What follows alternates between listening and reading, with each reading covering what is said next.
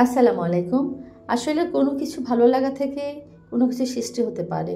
তো আমারও ভালো লাগা থেকে শুরু হয়েছিল। যেমন এই পেজটা কোনো প্রফেশনাল প্ল্যান থেকে শুরু করিনি, শুধুমাত্র ভালো লাগা থেকে। এখানে না ছিল আমার কোনো ব্যবসার চিন্তা, না জনপ্রিয়তা পাওয়ার চেষ্টা। শুধু একটা জিনিস, নিজের ভালো লাগা ধরে রাখা।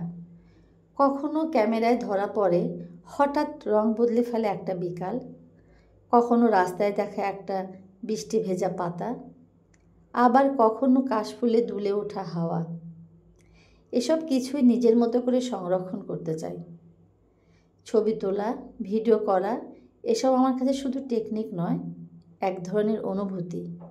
এই পেজটা একরকম ডায়েরির মতো, যেখানে আমি রেখে যাই আমার দেখা ছোটো ছোটো সুন্দর মুহূর্তগুলো। তবে যদি কারোর ভালো লাগে, 2 মিনিট চোখ রাখতে পারো এখানে।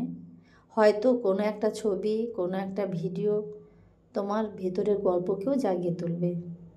কারণ আমি বিশ্বাস করি, শুধু যারা দেখে তারা দেখে না, যারা অনুভব করে তারাই আসলে দেখে।